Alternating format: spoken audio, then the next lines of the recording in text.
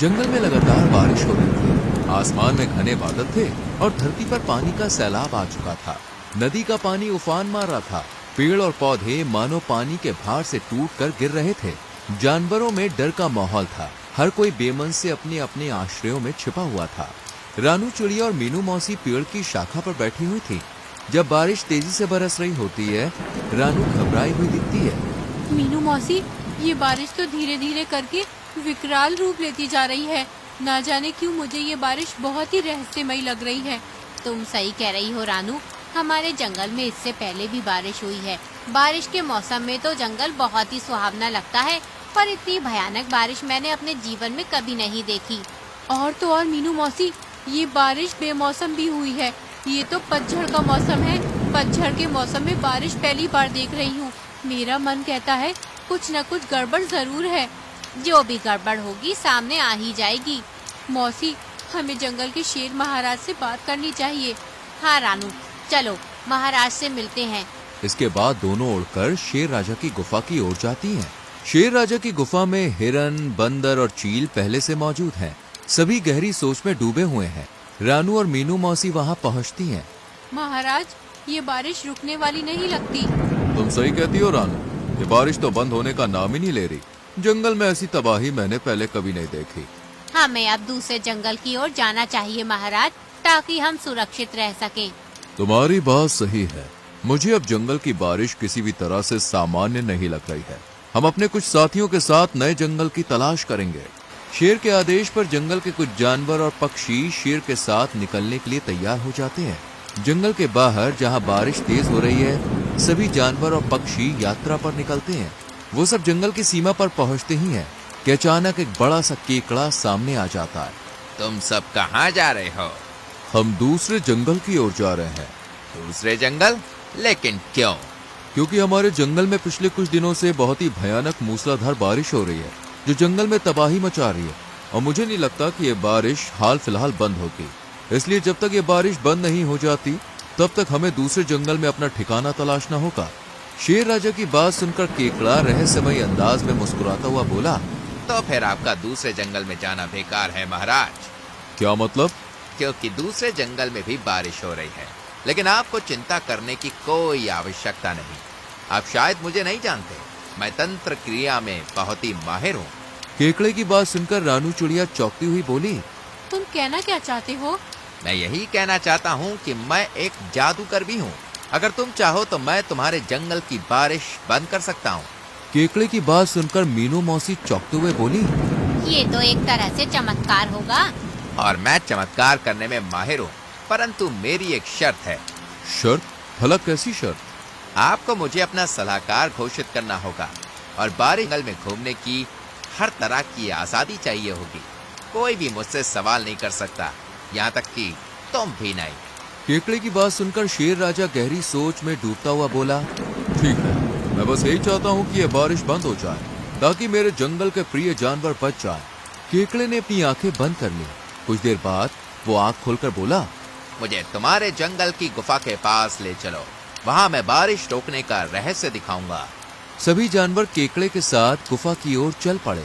गुफा के पास पहुंचकर केकड़ा गुफा के पास मिट्टी खोदता है और थोड़ी देर बाद जमीन से एक चमत्कार हीरा निकलता है।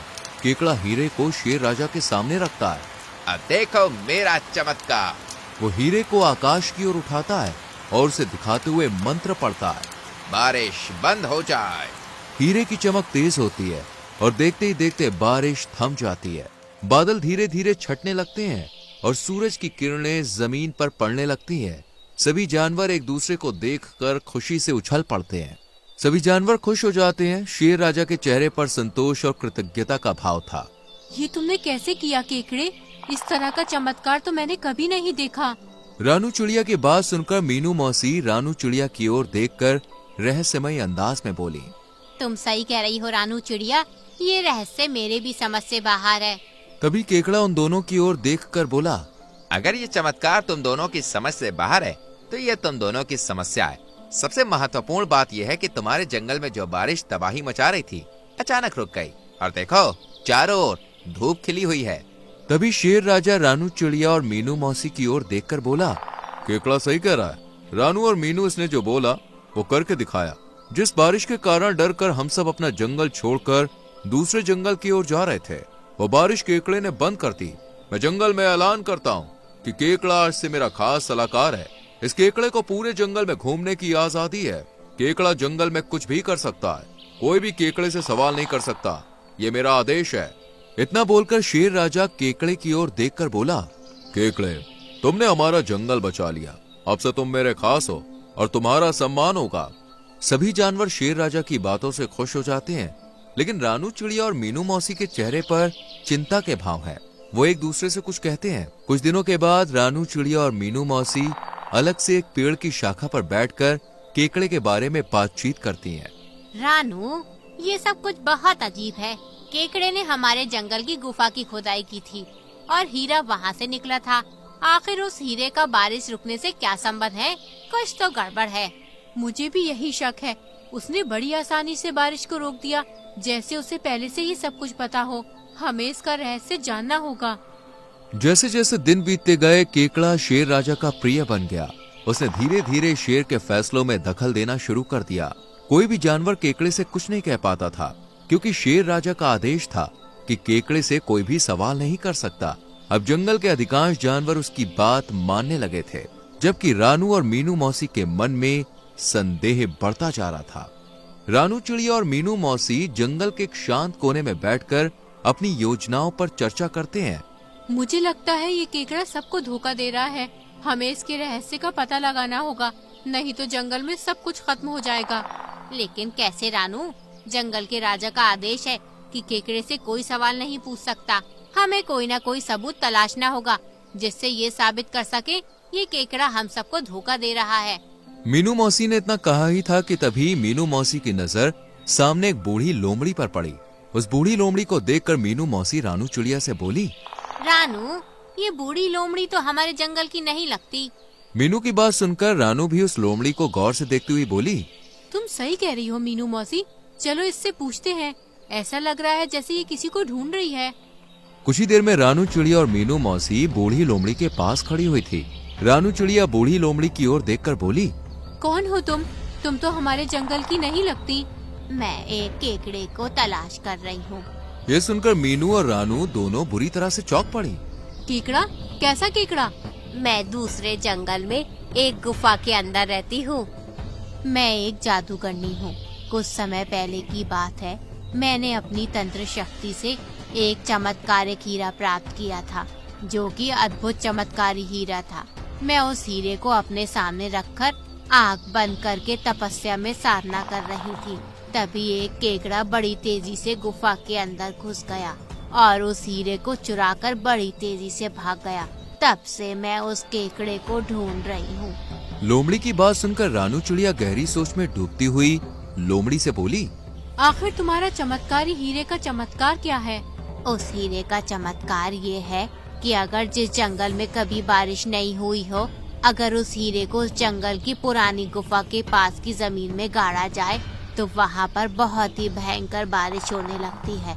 और अगर उस हीरे को कुछ समय बाद उस जमीन से नहीं निकाला गया तो फिर वो बारिश रौद्र रूप ले लेगी, जो जंगल में तबाही का कारण बन सकती है।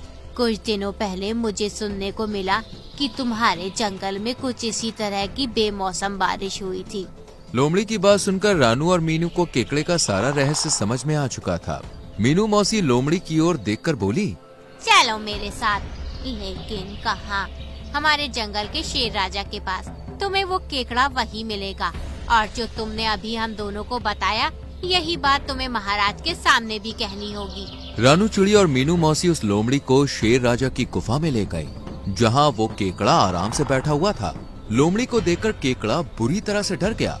लोमड़ी को देखकर शेर राजा रानू से बोला, रानू, कौन है ये लोमड़ी? महाराज, ये कौन है? आप इसी से पूछ लीजिए।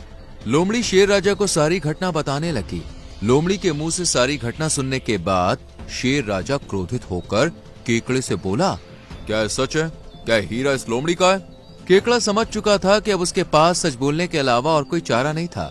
वो सर झुकाता हुआ शेर राजा से बोला, ये सच है महाराज। मुझे मेरे जंगल में कोई सम्मान नहीं देता था। मैं जानता था कि मेरे जंगल की गुफा में एक बूढ़ी लोमड़ी रहती है, जो कि एक जादूगरनी है। मुझे इस हीरे का रहस्य पता था। एक दिन मैं बूढ़ी लोमड़ी की गुफा से इस हीरे को चुरा कर ले गया और आपके जंगल की पुरानी गुफा में गाड़ दिया। मुझे पता था कि अगर उस हीरे को नहीं निकाला गया तो कुछ ही दिनों में बारिश आपके जंगल में तबाही मचा देगी और आप जंगल छोड़ने का ही फैसला करेंगे। इसलिए मैं जानबूझकर जंगल की सीमा पर खड़ा हो गया। बस इससे आगे कुछ भी बताने की जरूरत नहीं है। मैं समझ गया कि ये सब तुम्हारी योजना का हिस्सा था। जंगल की सीमा पर तुम हमें गुफा के पास ले आए और तुमने जैसे ही उस हीरे को निकाला बारिश बंद हो गई। तुम्हारा हीरे को देखकर कहना कि बारिश बंद हो जाए ये सिर्फ एक नाटक था ताकि तुम हम सबको धोखे में रख सको।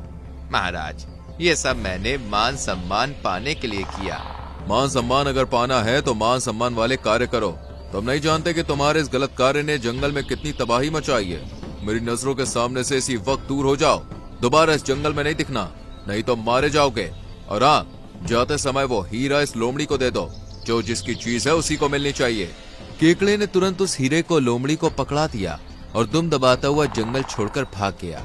फिर रानू चिड़िया और मीनू मौसी की चालाकी ने केकड़े के झूठ का पर्दाफाश कर दिया। तो दोस्तों, कैसी लगी आपको हमारी ये कहानी? अगर कहानी अच्छी लगी हो तो वीडियो को लाइक कीजिएगा, चैनल को सब्सक्राइब कीजिएगा और हाँ, कहानी अपने दोस्तों के साथ शेयर करना तो बिल्कुल मत भूलिएगा। मैं आपको मिलूंगी अगले वीडियो में किसी नई कहानी, नई सीख के साथ। तब तक के लिए